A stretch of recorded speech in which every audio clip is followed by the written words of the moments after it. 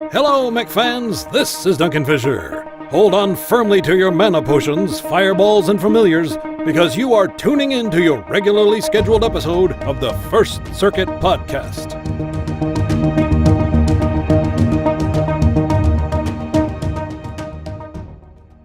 Hello, everyone, and welcome to the First Circuit Podcast number 88,000.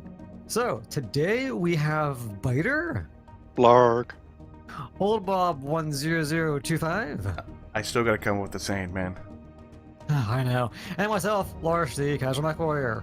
Blah, whatever's. is his saying going to be saying that you need a saying? Yes. Is that your saying? That's my saying. Oh, we're keeping with that. All right. Well, so anyway, guys, so for today's topics, we have the double XP and conversion, along with some purple colors that they're giving away in MechWarrior Online, the most recent hotfix that we had on May 28th, and the chunk of today's discussion is really going to be the dev update and just the future of MechWarrior Online and what's all happened with that. So yeah, guys, we got double XP and conversion happening right now. So again, we're just doing the usual fanfare of a weekend event, I think. So there's really not a whole lot to go over. But did you guys have any topics or ideas about the event that's happening right now? So scaling up the mechs takes a while. There's a whole bunch of new mechs, at least with Mechwarrior 5 and whatnot. And at least historically, there's always been a mech pack coming out every month. And there's just so much stuff to level up. Double XP is always nice. The champion mechs being on sale, generally speaking, you shouldn't really bother buying champion mechs for MC. There is a double XP conversion or whatnot. It is really not worth your MC to convert XP into GXP. There is the bonus little rewards, but I do not really care for the rewards. They are like giving away the Solaris Warhorns, and you have to change a huge amount of XP to get them. And these Warhorns aren't even that good in the first place. So really, it's always nice, like when they do 5,000 XP gives you a neat Warhorn, but all we're getting is the Rain Cloud standing item, which is okay, but I much prefer when you get something like, the Fool's Warhorn or something like that. Something that can actually make me spend a bit of MC on this. Lastly, I guess, is the event. It's a very simple, just get thousands of match score. It just ramps up and up and up. The biggest thing is, the purple colors. It gives like 2 or 3 of them away. Otherwise, I really don't care much for the cockpit items. I usually am much more incentivized to play these things when, obviously it starts with premium time and you get MC at some point. There's nothing like that. It's just colors. And for me, at least, I have plenty of colors and cockpit items already. Yeah.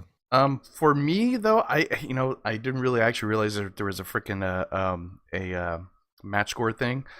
Like until we actually started, talking this morning. Go, oh wait, I got some stuff here. Cool, I guess. But as far as the match score, the only thing I really want is just the Word of Blake cockpit standing item and the color purple, and that's it. The double XP is really good because, I mean, obviously I have a ton of mechs to go ahead and level up, and so this would be excellent to go ahead and do. If you can use your one thing I do notice though that you come into is double XP, you're getting all this XP, and you're spending hell of C bills. So if you got like premium time or a C bill mech, become space poor. Yeah, space poor. You really quick. But like I don't care for the changing out for the MC thing. It's really not worth it. Only time I think I actually only did it was when for the bagpipe warhorn, which is pretty cool.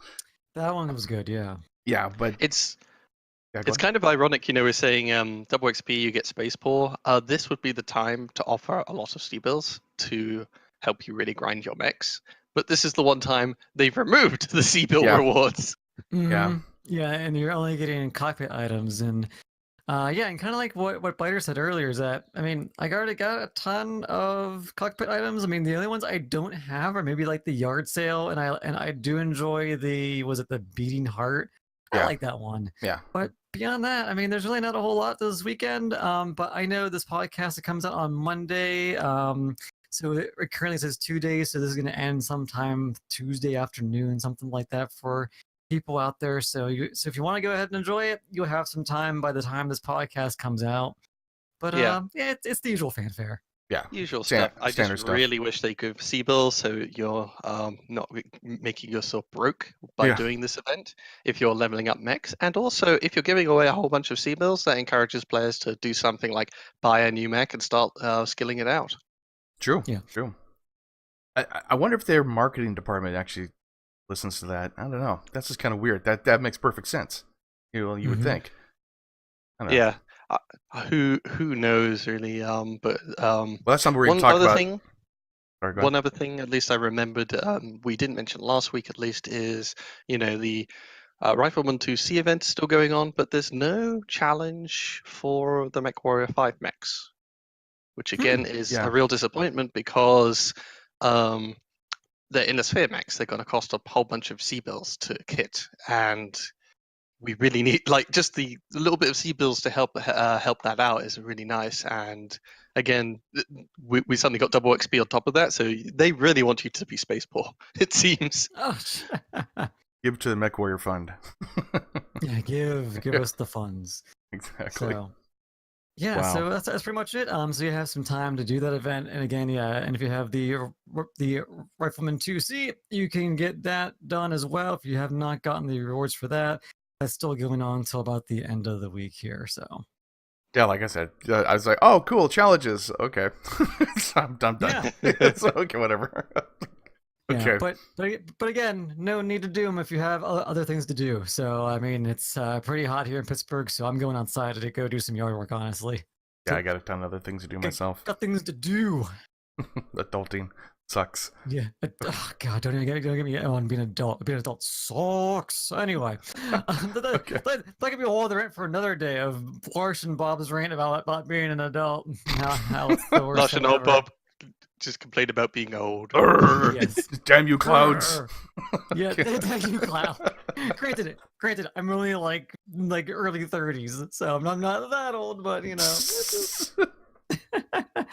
But anyway, so also we did have a hot fix on the 28th. If you know, so those of you who play the game, if you don't do faction warfare, you probably didn't notice it because it all is in faction warfare stuff. It doesn't mean the game goes down for a little bit. That is the only thing. But Yes. yeah, what was it? There was just fixing a couple of issues where you weren't earning loyalty points or reputation points for mercenaries or loyalists, and units couldn't spread out MC properly. So there's just a whole bunch of bugs that BGI introduced in the last patch, and fixing that for all the people who have probably fled from faction warfare after the last patch. As of this moment, there are 8 people playing faction warfare, and this is 8:46 a.m. So yeah, there's a bug fix for somebody. And it's currently 11:46 my time. Yeah. So yeah, there's a bug fix for faction warfare. Okay. All right, so that's kind of like all the main updates we had for the game. So I think the main chunk of what we really wanted to get into, and probably for the viewers as well, is the dev update that happened on, was it Friday? Yeah, Friday night.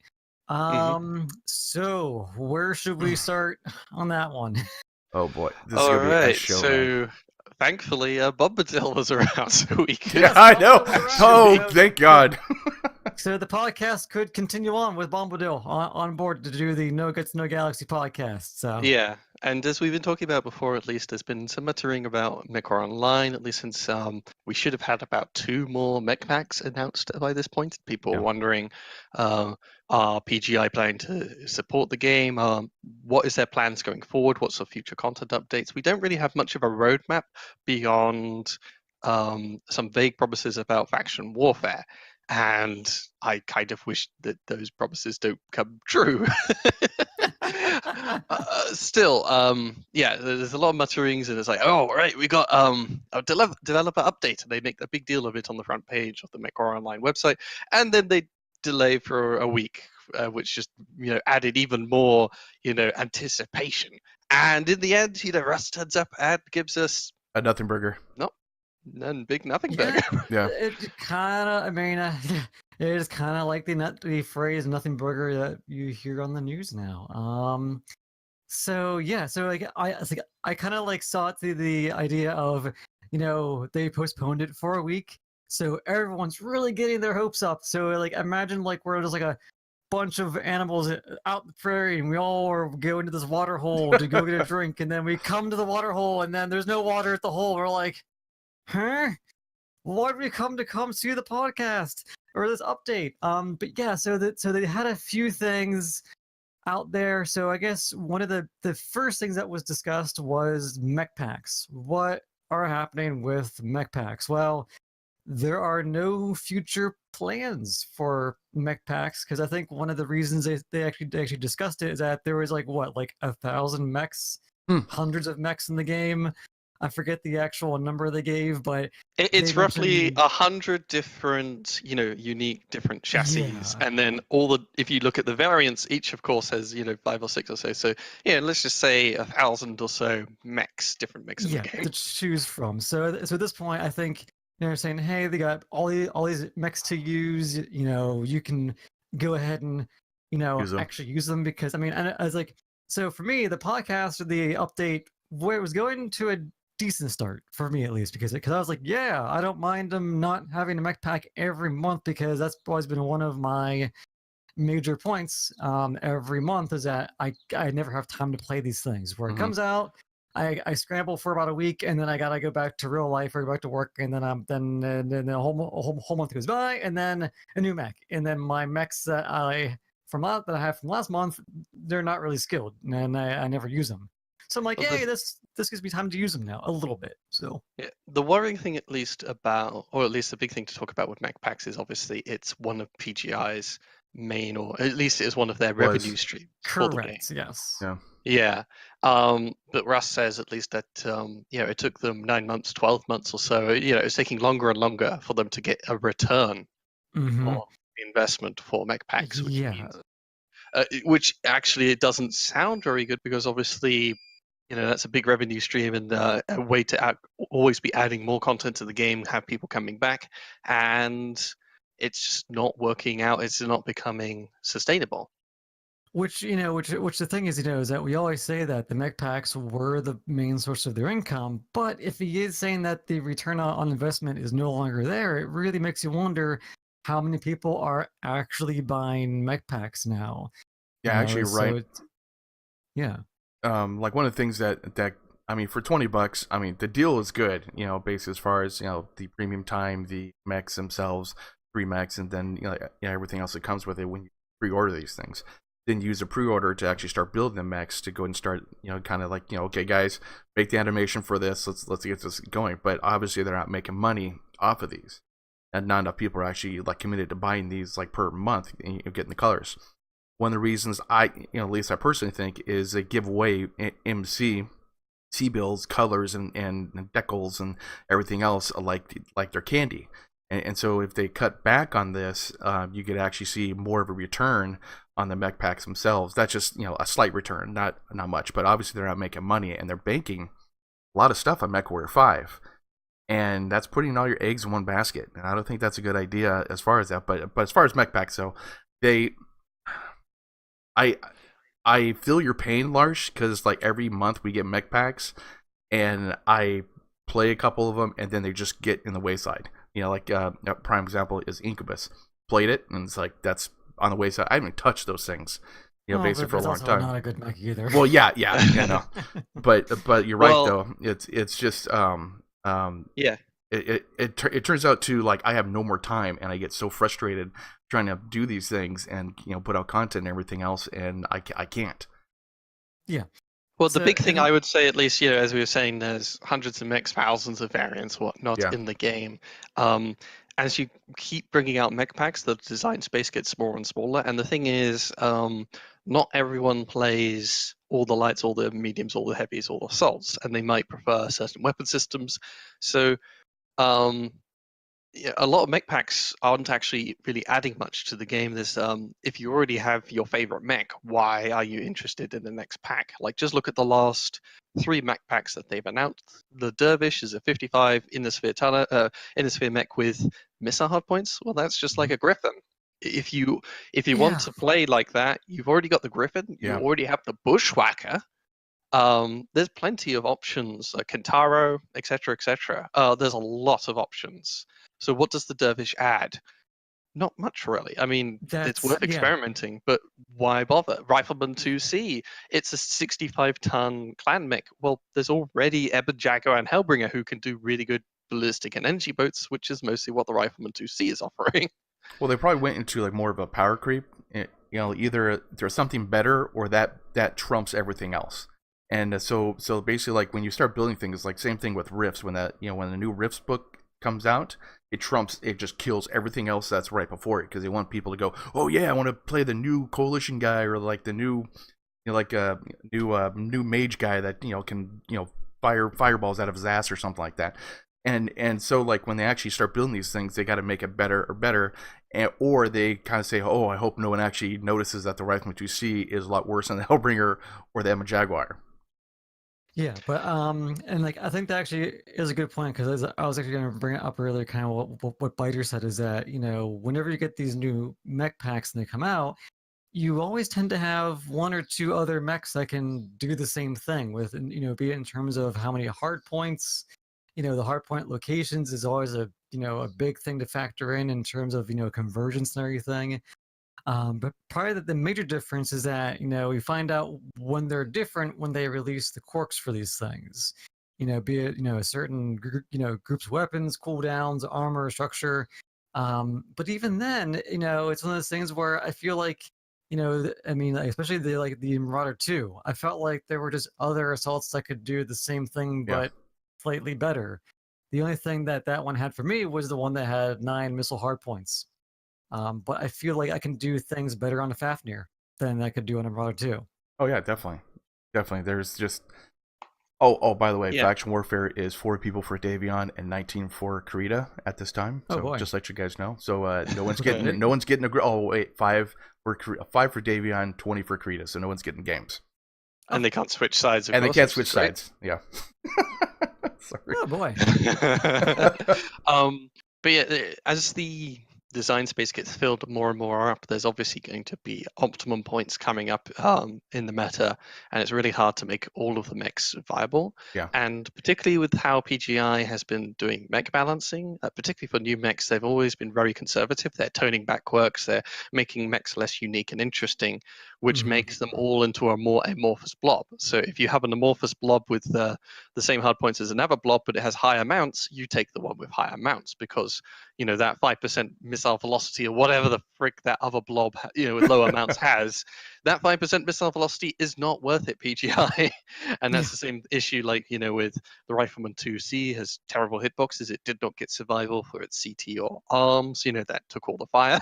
And the Marauder 2 as well had a giant CT hitbox with its central dorsal fin. So, and it didn't get survival stuff to really help it out, particularly since it's got worse hard points than other 100-tonners. And the only one that has really interesting hard points, the Missile Marauder, was nerfed a lot in terms of quirks. It was not given any survival and stuff, which just meant, well, you might as well just take a Missile Cyclops or other missile 100-tonners.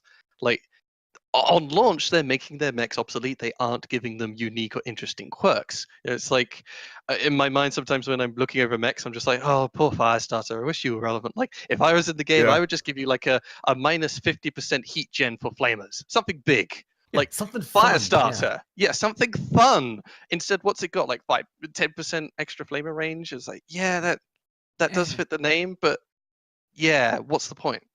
The big issue is it's an energy boat, which is hot, and then you're adding on flamers, which are also hot. Get rid of the heat, and then suddenly we have a mech with a niche to play into. Hooray! Yeah. Because I feel like 2 years ago when mechs were coming out, they were doing all these fun niche mechs. And it's like, oh, like it's gonna fit a certain mode of gameplay, and then they've over the past year they've all just kind of formed into one blob, as Biter said, and there's just different hard points. Well, what Biter was saying though, too, it's like everyone gravitates to the, like, there's one mech with low points, but the same exact thing as the other mech, but that mech has highly hard points. And so everyone's gravitating towards those. So you don't see fun mechs on the battlefield. You don't see that kind of stuff anymore. And basically, then you tend to see the same thing over and over again. again. Yeah, you see the same Fafnirs, you see the same people. Yeah, there was a lot of Innisphere mechs that were never really meta or dominating the game, but they had really powerful quirks that made them interesting and unique. So, my Vindicator, the PPCs had ridiculous agility and, PPC rate of fire. That was great. It was a little PPC ballerina. And they nerf it into the ground for no reason. Mhm. They, Old Bob likes playing the Hunchback 4J. That thing had like 50% cooldown on its Yeah. 2 LRM 10s. Is that really a powerful loadout in today's meta? No, No. but it's only got like 20% cooldown. It's just not the same. Like, there's no point in running it. Like, you might as well just run a Hunchback 7J, which also has 20% cooldown, but it actually has survival quirks. Like, just the balancing team are making everything really bland. They're taking away all the interesting flavor, and they're not even really making all the blobs equal. Yeah, I mean, and instead of making them equal, they're making them all the same. And at that Well, point, But that's the thing, though. One blob has tons Yeah, of structure throughout the board, and then the Hunchback only gets survival in its side torso. It's as squishy as a clanner if you're shooting it anywhere other than its hunch. So hunchies, you can usually just core out center torso, and they die just like a clanner will. Whereas if you're fighting a trebuchet, that thing's side torsos are as tanky as its center torso, and its center torso gets survival as well. Like, that's a Yeah. real inner sphere mech because they haven't, it hasn't been left behind in terms of quirks like the Hunchback has. Now, granted, we are getting a little off topic. Yeah. So I kind of bring it back to the dev update. So one of the Backpack. things, at least I was trying to fish for information out of this thing, is that whenever they said that there's gonna be no more new mech packs unless it's gonna be like a special variant, which I'm cool with that. But the whole entire time I was listening, I was like, okay, so can you tell us how you're going to get some sort of income to keep the game going? And they never announced that. It was just Okay. nothing You're was right out about there. that, yeah. So first things first, at least quickly, is they're going to do special variants as usual, like loyalty. Probably they will still come out with mech packs. It's just when they feel like them, and if they think this They'll mech will make be money. really popular. Yeah. So at some point they'll look at the list of options. They'll cross out the Urban Mech 2C, and then give us something that no one's ever heard of. In terms of monetization, though, yeah, certainly. The mech packs obviously require a lot of investment in terms of developer time, or at least relatively speaking. You can just leave the servers on, and people can still buy the old mech packs. People can buy colors, paint schemes, bolt-ons, mechs for MC, mech bays, etc., etc. There's a whole bunch of ways that the game is monetized, and presumably, at least, if they're dropping mech packs, and mech packs were taking so long to actually make a decent return on an investment, they're relying on those other means of monetization. And if they stop the mech packs, then they could just rely on those. Yeah, exactly. Yeah. And now, basically, once you have the server, sorry, go ahead. Like, I don't think those other ways of getting money is a very high source of income for them. I just don't see it. They will also be able to cut back, obviously. If there's not a new mech pack every month, they don't have to make bolt-ons for the new mech, all the bolt-ons for that one in a month's time, which, again, is developer and resources. That is one thing I am looking forward to. That hopefully, if there are no new mech packs, they can put some resources towards other things in the game. And that was my main high hope, too. Well, speaking of other resources, Rust does indicate at least what PGI's focus is in MWO in future for the next 6 months. Oh god. Which is more faction warfare changes. Yeah. Yeah. Oh wait, hold on. There's 2 on Davian's side and 15 on Karita, so that's gonna be a good match. Be an awesome match. I wonder who's gonna win that match. Can we watch it? Oh god. See, well, they're in Search Warrior Online right now. Yeah, in Search Warrior. But yeah, Faction Warfare, they're really pumping Faction Warfare, and I don't blame them because it's kind of like on the Titanic with the music going. They're like, okay, guys, let's play some music, and hopefully no one's gonna panic. And so they're trying to put more stuff into Faction Warfare, trying to get it tweaked. They're gonna still keep on doing different things. They're gonna tweak. Okay, well, we decided to go and you could change sides because obviously I'm telling you right now. The guys playing Faction Warfare aren't playing Faction Warfare at this moment. So they're probably going to, tweak some things, switch some things, do that kind of stuff. I probably won't play it. Because it's not Faction Warfare. It's, like I just go on this rant like all the time. It's clan versus Intersphere, period, and that's it. So it's Group A versus Group B. There's nothing indicating who you are except for some color you put on your mech or some paint job, and that's it. There's no ambiance and no immersion effect into faction warfare like anymore. And then the map changes every day, so it's like screw it, I'm not gonna play it. I'm done with this. I don't think faction warfare has for a while ever really had. Well, yeah. That, Wait. There's 0 and 3 now. I'm sorry, 0 Davion and 3. So, yeah, my feeling on the faction warfare changes has just been that PGI, particularly with this story thing that they've implemented, was a radical change to how the game mode played. It was a huge rocking of the boat, and the response to it has not been very positive as far as I can see. And Everyone loved it. And did you see chat? Did you Yes. see? Oh my god! Chat was on fire. Oh my god! That's everyone's like saying, "Who do you? Who said that?" Community. Nothing like getting your little like match fire stick and putting some gasoline to I that, know, that chat room there. Oh my god! Yeah, that was like the most out of touch statement in the whole. Yeah. I mean, I don't update. blame Russ for saying that though, because he's trying to save what's going on. As far as faction warfare. Oh yeah, good. It's going good and all that kind of stuff. Trying to like, oh well, Russ said it's good, so it must be good, type of thing. But like, I mean, in reality, people read the forums, people read the boards, people listen to podcasts, people listen to streamers that are playing faction warfare, cussing up a storm because he can't get into a game. So they go off and they play Solaris, and then they cuss that because they can't find a match, and they jump in quick play. So, they see these kind of things, and, you can't put, you can't, quote, lie to the community, end quote. I'm not saying he lied, but it's just kind of put the... It gives the impression he's out of touch, honestly. That's the thing. Yeah. Yeah. And that you can't do that. well, it was really well received the first thing we did, and so we're going to do more. No, people thought the opposite. Don't do more. And I hate to say, during that whole faction warfare, I kind of just zoned out a little bit because it's just like I just didn't really care about faction warfare. That's I the care thing, about at it. least, well, that's the thing. At least we don't even play faction warfare much. So at least like they're saying till the end of the year they're going to focus on the faction warfare changes. So it gives the impression you're not doing jack squat to the majority of players which are playing presumably quick play and group play.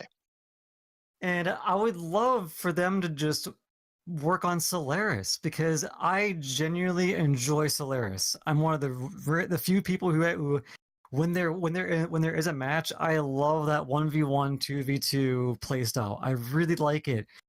My God, could you just tweak Solaris a little bit, or dear God, get the hype going again for Solaris? Because when that first came out, I thoroughly enjoyed it. Maybe I'm the only one speaking to the void. I don't know.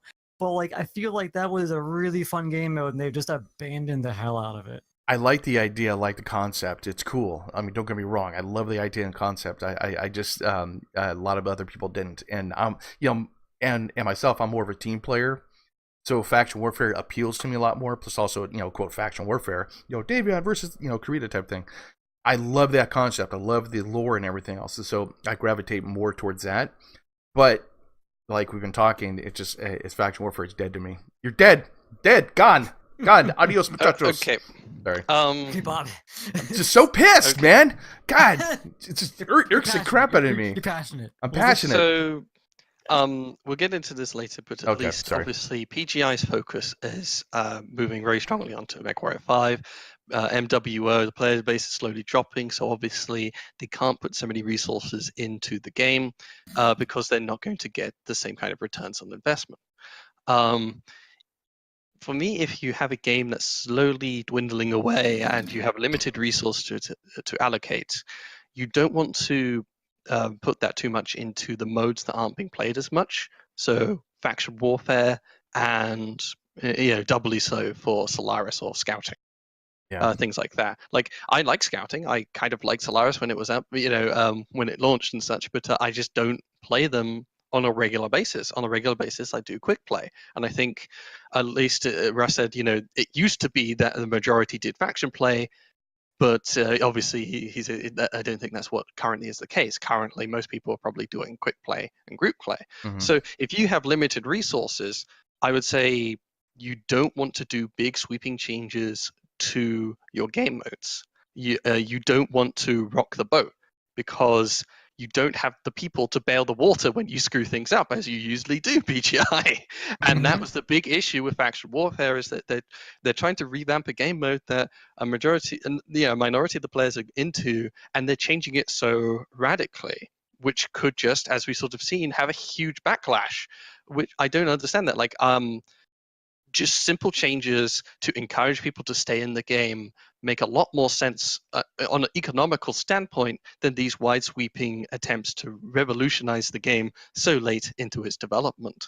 As I said, just increase the payouts on faction warfare to make it more rewarding and encourage people to go over there. Something like that makes sense to me. Whereas instituting this whole story mission system where you're forced to play certain game modes, and, you're forced into a certain side, this, that, and the other. It's like, yeah, sure, those are great ideas if you had a huge player base. You could go back if you had a big enough player base to where every faction is fighting every other faction, and everyone is, actually moving the map, winning planets over and changing the map.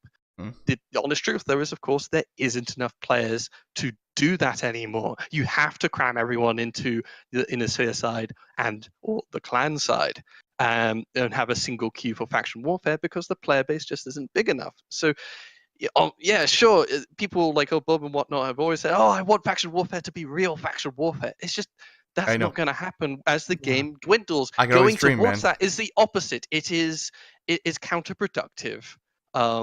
To your purposes. I can always dream, man. I can always dream.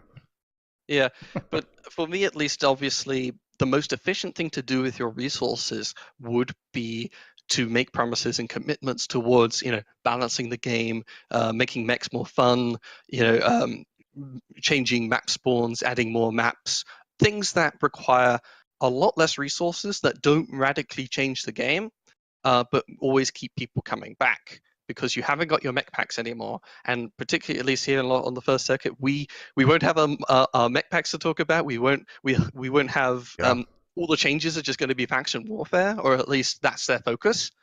We aren't getting anything for the next 6 months. At least they're not focusing on that, and that is awful. That feels like you're being just left in the dust. A majority of the players have been left in the dust to make a mode into something that doesn't even make sense, like turning faction warfare into more of a actual faction warfare that will be really appropriate for a large player base as the player base dwindles. It is completely counterintuitive, and it is incredibly inefficient use of resources.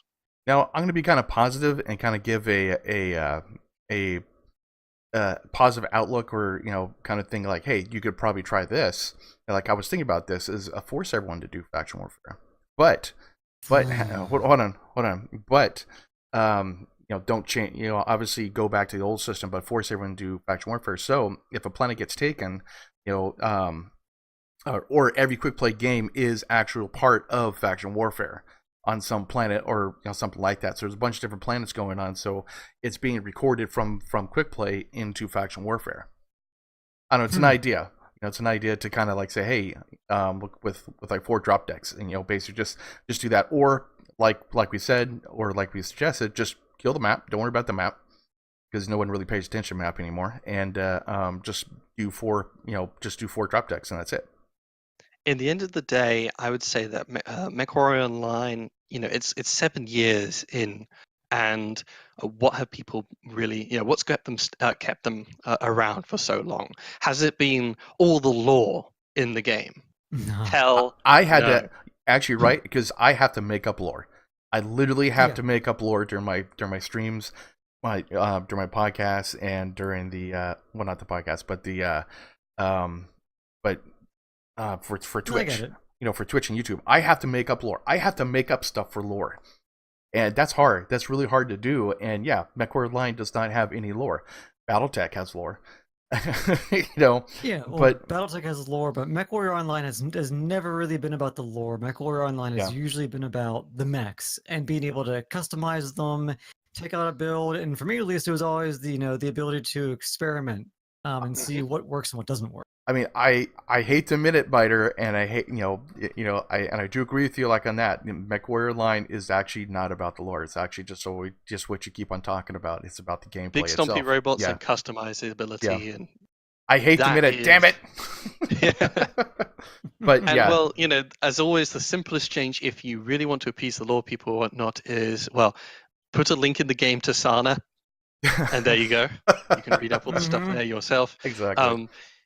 If you really want to go all out, you could talk to Harebrained Schemes and say, "Hey, when people click the Faction Warfare tab, can we have the BattleTech opening play?" Yeah, yeah. And give people the premise of the setting. That will satisfy a large number of lore people. But really, at the end of the day, if you are still clicking on quick play 7 years after the game initially launched, it's because usually you're someone who likes mucking around with mech builds and shooting other big stompy robots. Same for Right. faction warfare. You like playing with your unit, playing with your friends, or playing solo maybe, but you like doing big mech drop decks against other enemy teams. Like it's a huge, big, stompy robot battle. That is why you are still playing faction warfare, in my opinion. Or at least that is the main reason that keeps most people around. And they kick that in the gut when they instituted this story thing to appease a vocal minority who are talking about lore when MWO is never really about the lore. It's never been the selling point. And so you're just gutting your game when all you needed to do was link to Sana, when all you needed to do was increase payouts, or like for me at least, if you're dropping into the a match, and sure there might be reasons or not, but the spawns sometimes on some maps are terrible. Oh, Fix- dude, God, yeah. like the old Frozen City, the assault mech lance, Yeah, man, on target the lance bottom. on Frozen City. Oh my Yes. god, that is the effing worst. I know. Yeah, things like that need to be fixed, and that'll just make the game on average way better, whether there is flavor text or not. The flavor text is almost completely incidental. It is a waste of time, just like all the incidental quirks that they're putting into the game. Just because you are, not putting your full effort into MWO doesn't mean that the things you actually produce feel like they have no effort put into them, or that they have no effect on the game whatsoever.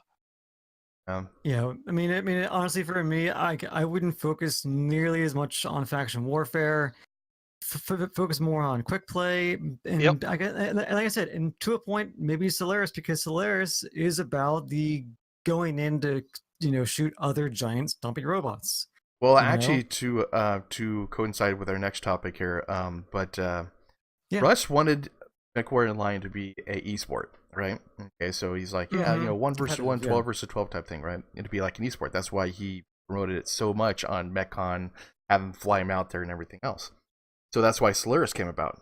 At least I think. Hey, let's make this into like a really cool, 1 versus 1, esport type thing, and we're gonna make money because I watched like a Dota play, and they have billions of people watching it, and they make a lot of money.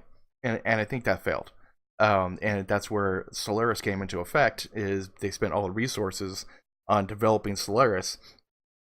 Meanwhile, a quick play was being shoved to the wayside when everyone plays quick play. Put your resources toward quick play. Forget faction warfare.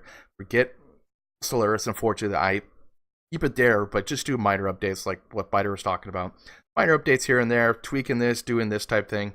But quick play focused mostly on that. But and this brings us into MechCon for them flying out everyone to the World Championships, which is the esport type thing, which he wanted to go ahead and develop into much into MechWarrior like online. There's two parts to at least MechCon, I think. First would be they're not sure necessarily if they will have MechCon this year. They are very keen on it, but obviously it all depends on how busy they are with the release of Mechwarrior 5. Yeah. And the thing, of course, is at MechCon, they're doing it very much, I think, for the community, rather than actually making money or generating a big buzz or whatnot. So they're paying out of their pocket to put on an event for the community, and part of that, the competitive scene, they're trying to appease or accommodate the more competitively minded people in the community, which is totally fine. The issue was, of course, that running the event actually at MechCon costs quite a bit. They said, they 100K. cost about 100K or so, and that you could cut the costs of the whole MechCon in half, if not like by 2/3, by not having the competitive thing happening there on site. Yeah, basically with B17 and the other guy, I forgot his name. They could run it like elsewhere, and if they want to have it in MechCon, basically have a big screen like they did before, and kind of say, okay, here's what's happening, blah blah, and they're actually streaming it from wherever B17 is, type thing. That would be fine to go and do. That'll save so much more money. And then they could just send a check through the mail, or go ahead and do a bank account. Whoever wins. You can still do tournament supporter bonuses. Like the funny thing, at least from my perspective, I went to MechCon. I didn't really watch the competitive stuff because Same it's here. just so noisy and crowded there. It's hard to really follow what's going on. You're sort of just interacting with people instead of the competitive stuff. At least since we aren't that competitively minded. But I did the time I actually watched the competitive finals was when I got home. I watched the replays.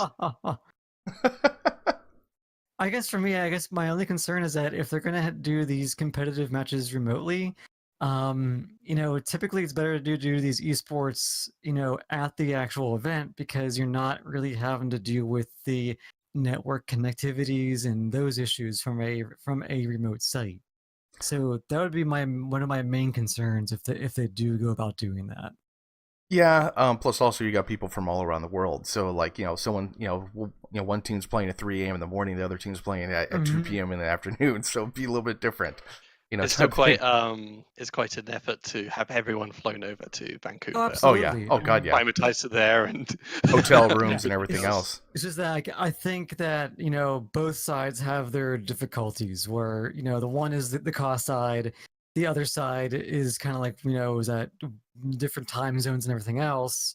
One side might be super sleepy, one side might be really wide awake, and then that's why it's usually better to do these things all in one location.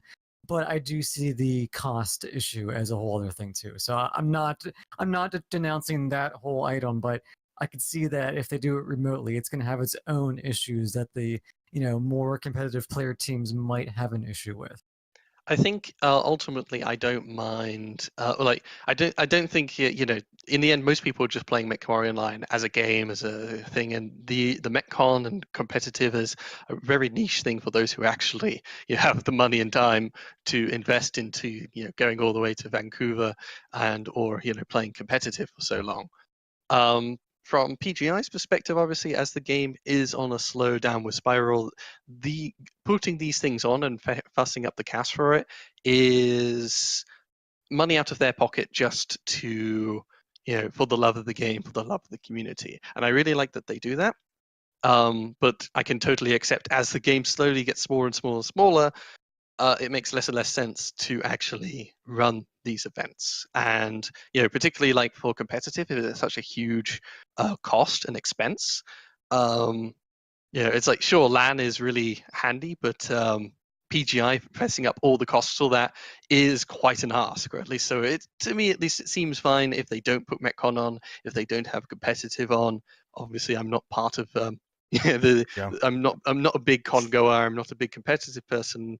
I've not got my foot on the ground. But at least from my perspective, it feels like it's fine. If you really enjoy competitive stuff, you can still just do that online. And in fact, with the game getting smaller and smaller, it seems to make sense that you would have to just turn this into an online event. Well, also too, you're looking at September is when Mechwarrior 5 comes out, right? Urban Warfare is coming out in a couple days, and then I think the other Heavy Metal's coming out in I think November or something like that. So there's really nothing per se to come out for Mechwarrior or BattleTech itself to actually have a convention for.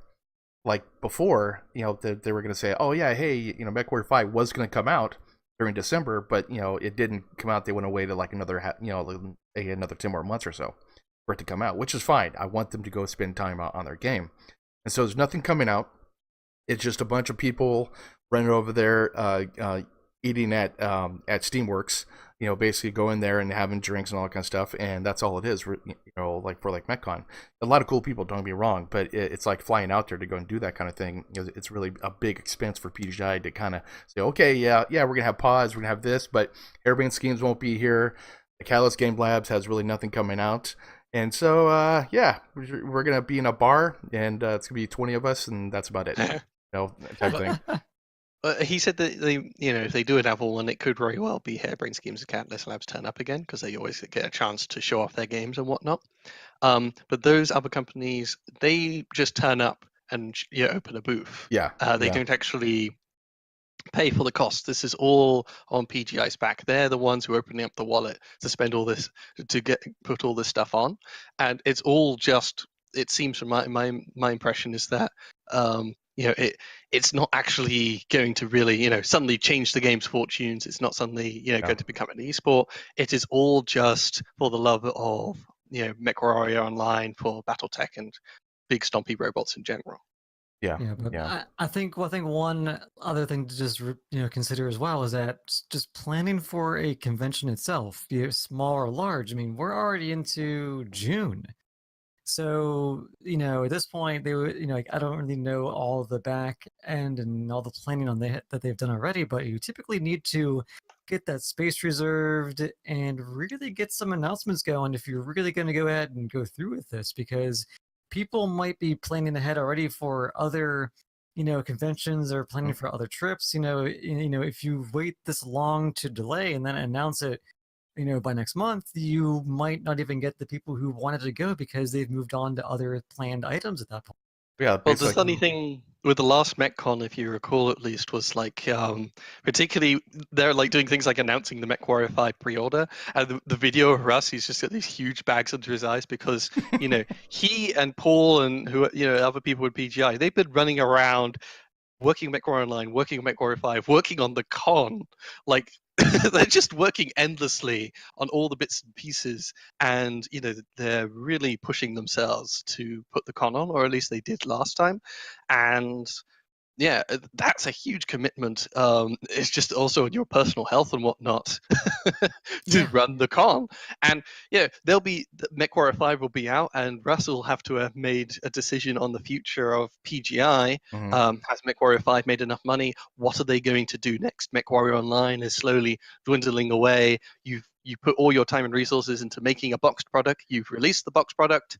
Now, what are you doing, Russ? What is your next big project? Are you running over to Microsoft's offices or whoever to get licenses for this, that, or whatever BattleTech game or whatever you're going to be working on in the future? And at least, if I were planning for the future as Russ, I would not be too keen for MechCon because it's a huge amount of work and it's a big time for the next big project after MechWarrior 5. Well, yeah, basically for a small company like that, a convention.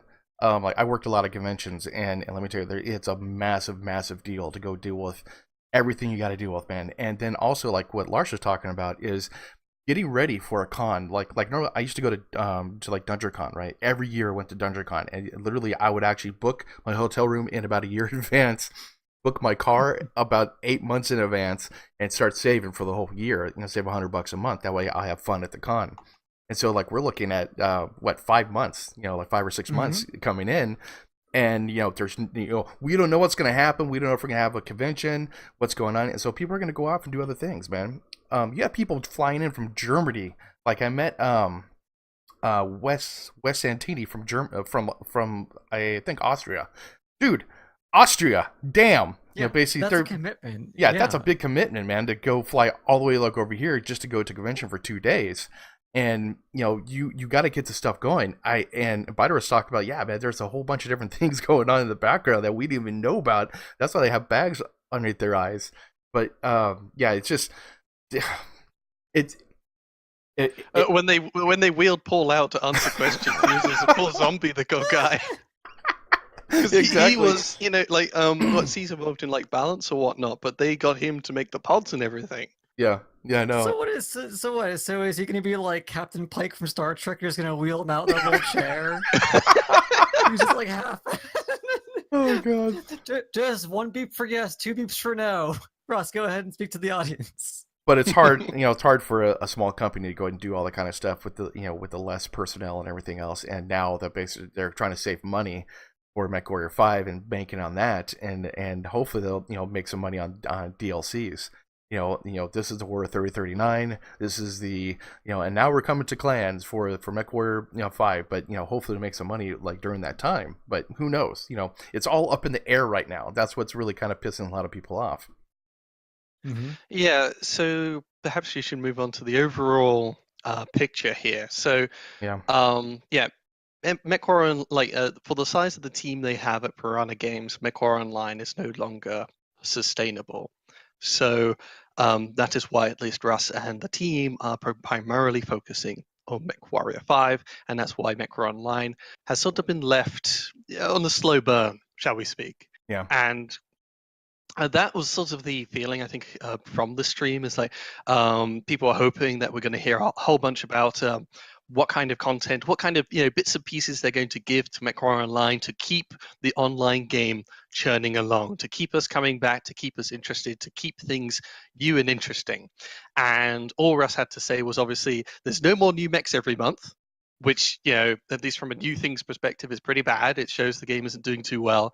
And we're going to be doing more of those kind of faction warfare changes, which to the majority of players means they're not getting anything. And to those who are playing faction warfare, it might mean their game mode will be saved in 6 months' time. Who knows? But it's just a very dour feeling for Mechwarrior Online of people saying it feels like it's on life support, that it's being forlorn, forgotten, and that's because the way Russ talked in the thing, he is obviously, I think, the CEO. He's the one who sets the tone at the top, and the tone at the top, he said, was, "Yeah, we're not bothering with mech packs anymore. It's just doesn't make any sense, and we're just going to waste our time on this faction warfare changes that, in the end, are just actually deleterious for the game."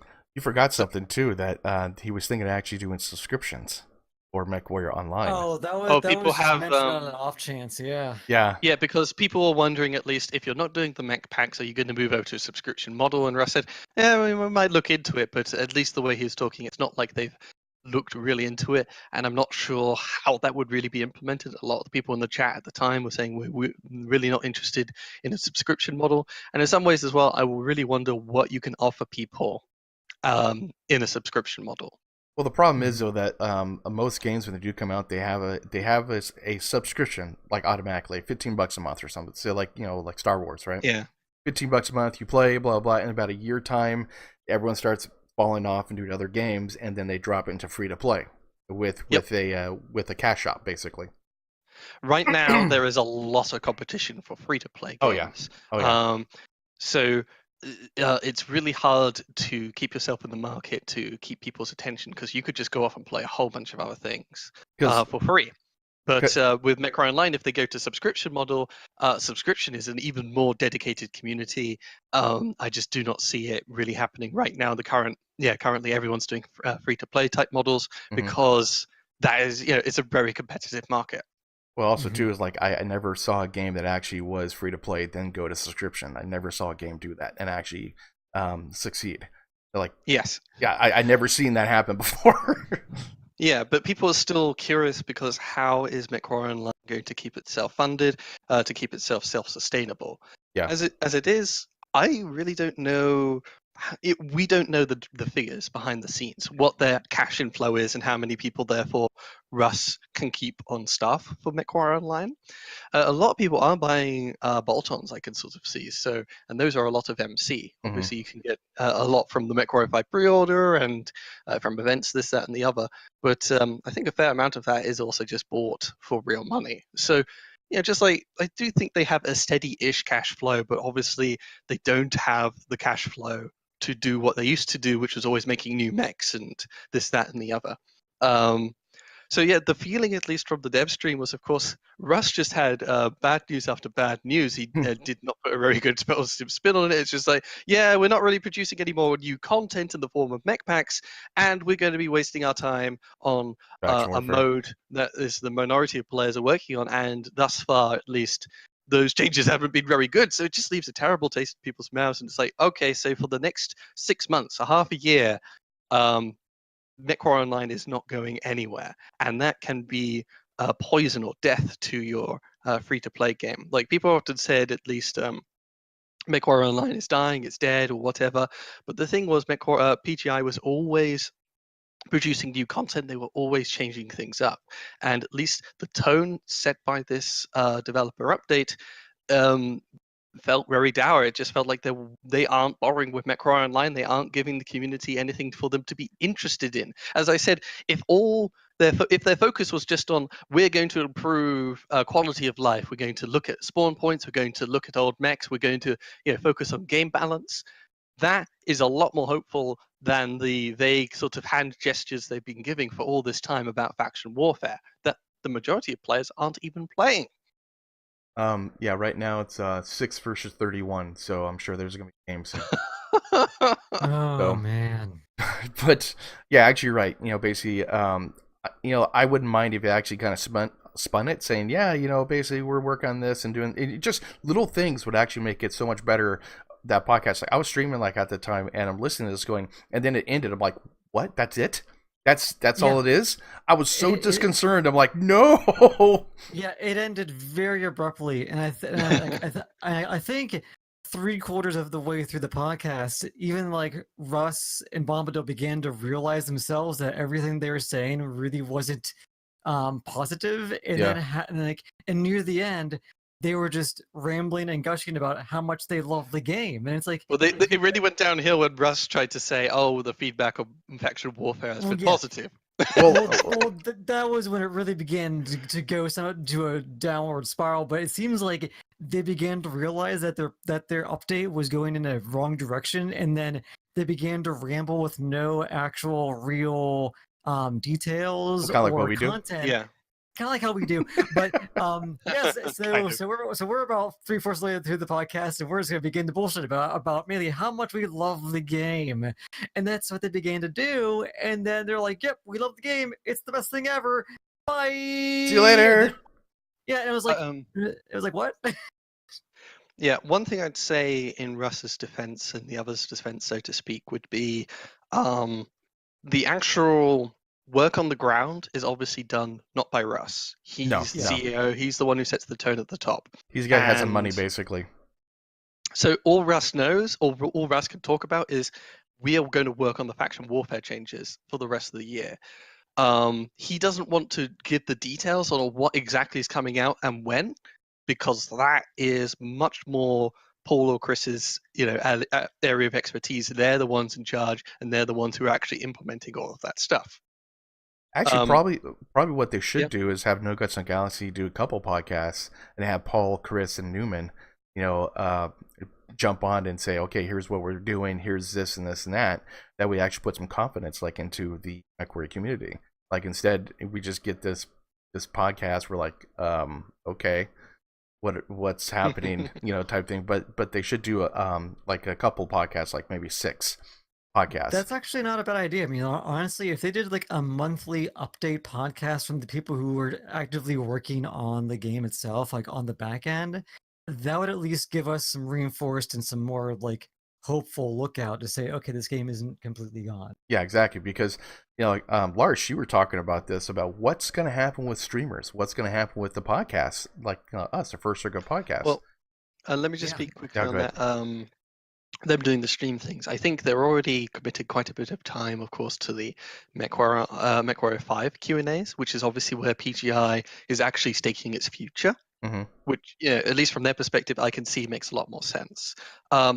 Chris and Paul, those people who are actually still focused on Mechwarrior Online, development, they have a lot on their plates, to be fair. And finding the time to do these Q&As or whatever is going to be very hard, and it's going to screw up their workflow. And in some ways as well, the personalities at PGI have always been not that great at PR, honestly. Like we always, it would be great if they were able to generate good spin, but usually what happens is they go onto a thing, they get a Q&A, and someone asks, so you implemented, you did all that work to implement the stealth changes. Is anyone using stealth on their mechs? And they say, oh yeah, well, we think everyone's using stealth on those mechs. And then everyone makes fun of them for that. It's like, no one uses stealth on that Marauder 2. No one even plays the Marauder 2 anymore. Do you even play the game? And, it just goes downhill from there, where they say something True. that's out of touch, Well, and yeah. Well, then instead, I think probably a better idea is to do kind of like what other podcasters do. Don't make it live. Yeah. Just maybe Yep. like ahead of time, ask the community for like, hey, we're gonna do a new update on this part of the game. What kind of questions would you want answered? Filter through that massive everything they're gonna get. And Find answer any of the positive questions because it's PGI. Yeah, exactly. But mainly, if they actually were critical about it, they actually would take some of the bad questions, hopefully, fingers crossed, and then do a more concise and even possible, like, edited update to give us. And yeah, sure, it does take time to do one of these things for like an hour, hour and a half. But I think at this point, just to cover their own bases and to cover their own butts, it would probably be very beneficial to at least once a month or once every other month take a portion of the game that people are concerned about. So, for example, quick play. People are concerned about quick play. Go on like the forums on Reddit and say, hey, I mean, Reddit, of course, would be probably not listening, but basically just say, hey, we're gonna do a developer update with these guys who are working on the back end. What are your main concerns? And we will go through these for like the next 2 weeks. Grab your most concerning questions and answer them in our most constructed format that we can, and release it on Twitch at a certain time. Because I think one of the other things is that I really enjoy them doing a live update, but I think one of the things too is that when they're reading over the live chat and they are seeing all those negative comments or some people who are trolling, it does distract from what they're trying to get across. Well, Russ many times commented that he's just reading the chat. Yeah, I know. Exactly. So I think they need to distance themselves just a teeny bit from that live chat and just do a more constructed, pre-recorded update of what's happening, just so we're not completely in the dark. I think my complaint would be that the more fundamental issue is just simply the direction down which MWO is going, or the direction down which their resources are being allocated. The faction warfare changes, like all that, the positive angle that Rush has is the only angle is like, oh, we're going to keep working on the faction warfare changes, but they've been poorly received. So just getting more, poop, poop for food is just not going to be that enticing. I would, as I said earlier, I think it's just way more. It would be way more invigorating if we hear PGI saying, "Sure, we're pulling back on the mech packs, but we're going to be focusing on quality of life, making the game less buggy, etc., etc., etc." Things that have a much more positive spin, that are a lot more. You get a much better return on investment, etc., etc. As it is, though, it's just sort of. Imagine if like PGI was in charge of your house, and they said, okay, look, guys, I know you have a greenhouse and people are, growing crops in there, but we're going to make some changes. We're going to paint all of the panes in the greenhouse green. There we go. Now people can't complain. It's not a real greenhouse. And people said, but now there's no sunlight going inside. I can't grow my crops. And PBI says, don't worry. For the next 6 months, I'm going to help improve your house by working on the greenhouse some more, and it just feels awful. Which, yes, it does. So that's why, my idea was that now, of course, they would need to be self-aware, which I really can't speak to their group who are in charge, because I don't think they really are self-aware. But a lot of the community is really like, they're saying, what's going to happen to quick play? Is it just going to be forgotten? And that's why I'm saying, if they were somewhat self-aware, they would do some sort of pre-recorded podcast of saying, hey, or say, we're going to do a podcast, one for quick play, one for faction warfare, one for Solaris, and we will take 2 hours and record some stuff to give you some information about it. So each party is not left out. If you are really into quick play, here's the podcast with the updates for quick play with some detailed answers that is pre-recorded with no live stream to read chat. Here's one for Solaris. If you're one of those few people like me who play Solaris, here's our plans. One more for faction warfare. Here is the things we're planning, and maybe not include Russ, because yes, he is the main head top guy, but he's not the one working on the actual product. He's the one who plans the product, not the one who does the updates and works Yeah. on the back end. So so I want to see the actual developers who are not Russ actually discuss, because they know best and they What's can give us a going more on? detailed, clear answer than Russ. I mean, I don't want to be this is a bash Rush, because I'm not trying to do that, but we need to get the people who actually understand the back end more to give us actual answers instead of a hour and a half dev update of nothing.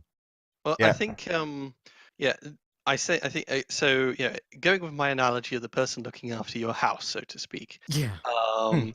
Russ is the team leader, and what I want to hear is not that he's going to keep working on the greenhouse that his team just screwed up. That doesn't feel good. Like, I want to hear him saying he's going to fix the leaky pipes. He's going to deal with the mold. He's going to do this, that, and the other. Like, even though they don't have many resources, those little problems can be fixed. And for things like the greenhouse, when you just painted all those glass panes green, we're going to sit for a month or maybe 6 months until it's actually a greenhouse again.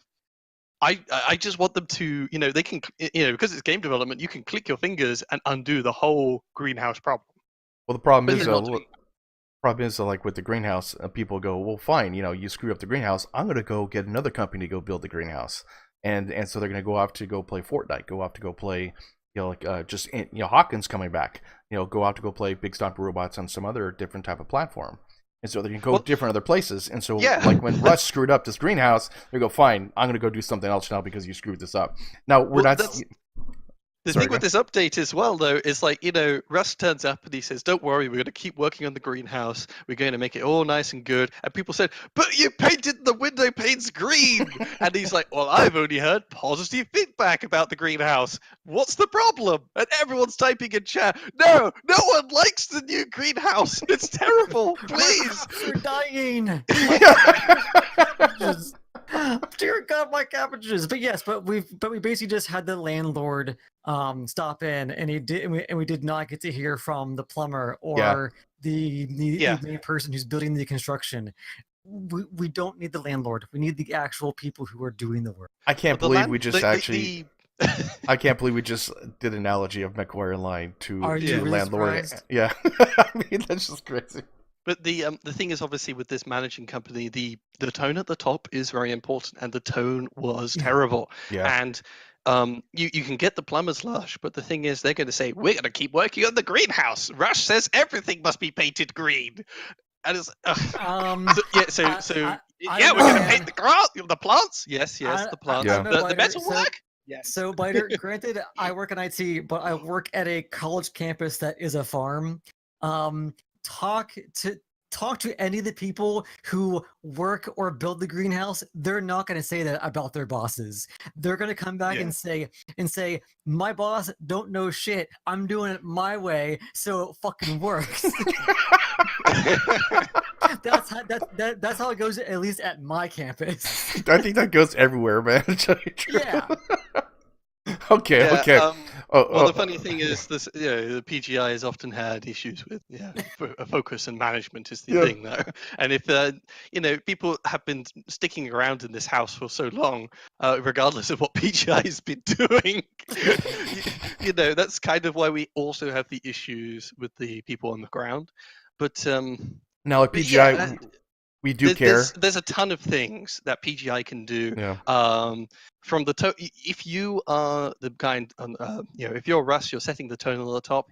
You want to sell that to your audience, and Russ really didn't do that, particularly since his tone at the top is thoroughly out of touch with what is most efficient for the game and what is most efficient and what the community actually feels. And for those on the ground, I think they're a lot more busy. But they're also going to be not necessarily the best people to sell what PGI is doing in the future, sadly. They've always had this problem. Now let PGI know we do care about your company. That's why we're giving criticism, and basically hopefully don't take it where you ban us, but we do love your company. We do love everything. I'm just giving the standard spiel. It really is. I mean, honestly, I think it's kind of cliche, but people say families feud and fight, we're Yeah. family. We Yeah. we love the community. We're family, but family also needs to tell other members of the family when they're kind of not doing things proper or they're screwing up. Yeah. Okay. Family is fine, but it's also you would like to live under a house falling That's not apart. green. Well, yes. Sometimes your dad is not the one doing the best construction. You need to go talk to your uncle who works in the industry. In construction, yeah. Okay. Yeah, because that was one thing, at least in the end of the stream, Bombadil and whatnot are talking about, oh, well, we have a great community. It's so great. All the positive feedback we're getting. Love this community. It's great. Standing up on stage. Is not always that great. Yeah. Yeah, the feedback isn't always that great, but at least my criticism a bit for that tone is, yes, it's positive, but you need to also, like, spinning the fact that we're a family. Yeah, that's good. But you also want to build the game towards it actually being a good game. You actually want to build it towards being a fun game. Not everyone is here for the community. Hence why I said that some members do point out when other members are being stupid, and that's why we're here. So, yeah. But anyway, if they're making more of an effort, that is the thing. And they don't sell that. They don't. At the end, they're just saying community, and it feels like they're saying that because that's the only thing they have to go for. Yes. They're not selling, oh, faction warfare is going to be great. And if they said that, people would point to the last update to that greenhouse. Just look at the I got a really good meme for the thumbnail now. Yeah. Oh, don't worry, I can get on that. Okay, cool. But that's why, and that's why I'm saying, they talk about community as it's always great, but I'm saying our side is we know a community can not be perfect, and we need to work on it, and that's my point. Yeah. But anyway, Bob, I think what you're saying too before, and probably to actually start wrapping up a few things, is that people like us, so like the podcast, the Twitch streamers, the YouTubers who focus a lot in this game, to just kind of wrap things up. I mean, what do you think we're gonna do come fall and winter? Are we still gonna be where we're at, or of course we may need to evolve with the times and go from there? For me, I'm gonna probably gonna like diversify. I'm still gonna do BattleTech and Mechwarrior 5. Don't get me wrong, and still Mechwarrior if it's still there. But obviously diversify. You have to go do that as a Twitch streamer, or even like I know it's a lot of different streamers now are actually doing different games. Like they used to be focused only on Mechwarrior 5, or I'm sorry, Mechwarrior like online, and they're doing Anno, they're doing all the different new games that are coming out, kind of diversify their follower base into doing different things because they see the writing, and I'm gonna still do my stuff, I'm gonna still do my things, but it's not like where it's like okay, this I'm gonna make 10 videos on how to go play Mechwarrior like online. Now it's like okay, I'll make 10 tips on how to play Mechwarrior online, type thing, like on one video, then having doing like 10 different types of videos like for that, because I had plans for that, go do that, and now it's like okay, 10 tips, I'll make 10 tips what you should do, or 20 tips in 2 videos or whatever. So a lot of people will be diversifying different things going on. As far as the podcast, I don't know, basically we talked about it, and we might do different other things. I mean, mainly focuses BattleTech, Mechwarrior online, and anything like robotish, like robot type stuff. So that's why the podcast was actually done. Hence, the First Circuit podcast was Comstar, and so we might diversify into different other things like anime. Like Lars and Biter really like in the anime. Might do role playing games or like whatever. Basically, it just all depends. It's still up in the air though. We'll have to wait and see, of course. But the thing is, at least the First Circuit, a lot of us, the core of the podcasters here, we all play Mechwarrior online together, but we're just not going to be that interested in another 6 months. Like, will we be still around playing Mechwarrior online with another 6 months to faction warfare changes when we didn't even play faction warfare? And we haven't even been playing that much at all recently. Like, for me at least, I have not really touched Mechwarrior online so much because they screwed over my Vindicator, they screwed over my Narcs, they screwed over my streaks. Mm-hmm. Why am I playing now? I can't play my streak Narc Vindicator so much anymore. Yeah, and that kind of goes back to our prior topic of having those fun, quirky, fun mechs, but they have gotten less of those lately. they've been Um, not emphasizing and building the game to be fun. And in fact, the game design has just been kind of bad. And all they're telling me is like, okay, so in the future, the greenhouse is we're going to make a bedroom in there. It's a house after all. I'm like, why am I here? Well, We're gonna plaster. We gotta plaster the glass up. We gotta go ahead and do that now. But I think getting back to so the YouTubers like myself, because my main creative outlet was YouTube. I only really began to do Twitch is when I began to do those Friday live streams, and when I would do a charity stream, usually later on at the end of the year. But I think for myself is that I was primarily MechWarrior Online based. I know on a few of my more personal updates, I've always talked about doing other games, but then MechWarrior Online became as grindy as it was with a mech every month. So I kept focusing on MechWarrior Online. But when it comes down to the fall season towards winter, whenever we find out when all this is going to hit, I think even like right now even is that I only produce one large video a month where I'm trying to get one done for next weekend.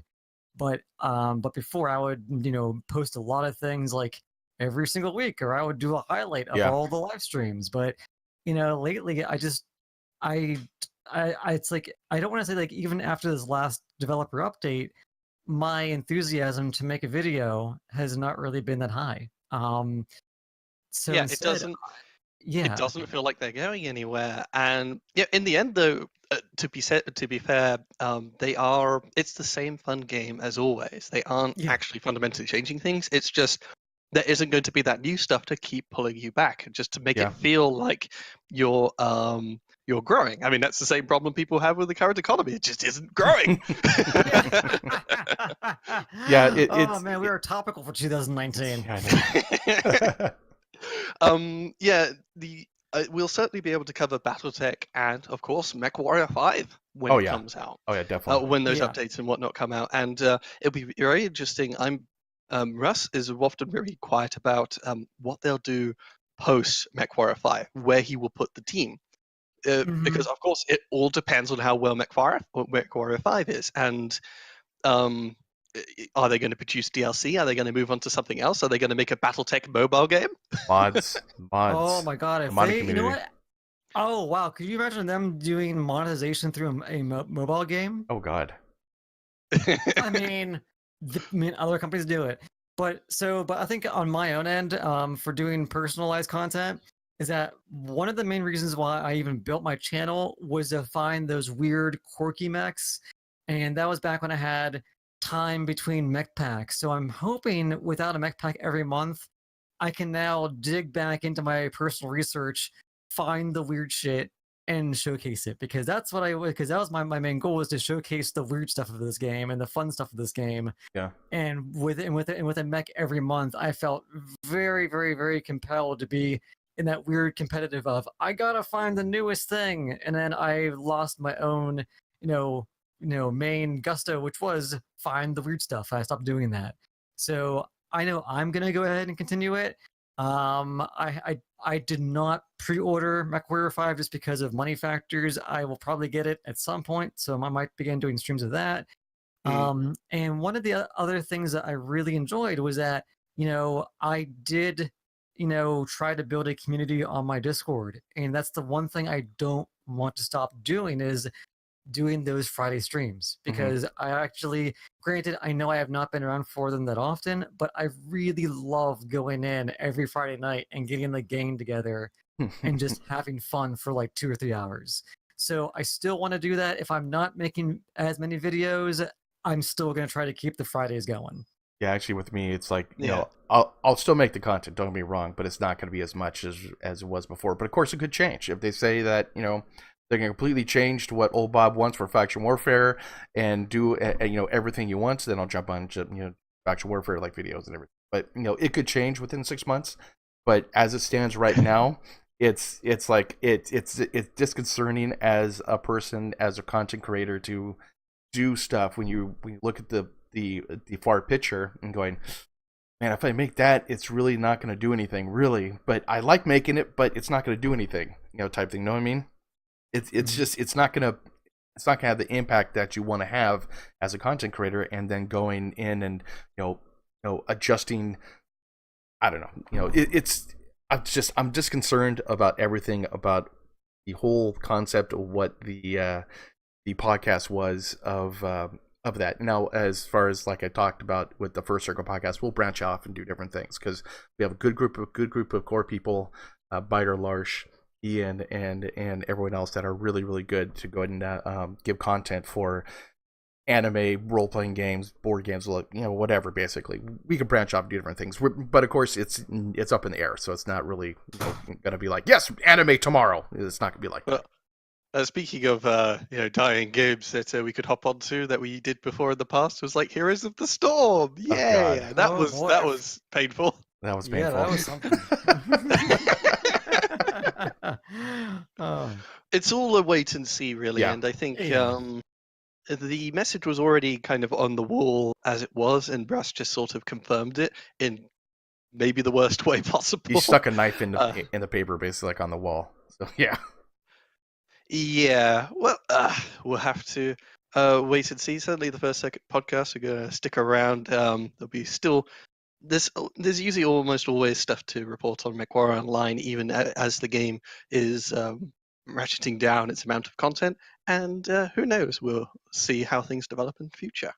Yeah, Maybe Old Bob will get the faction warfare changes he wants. In that greenhouse, there'll be a big book of lore in the corner for some reason.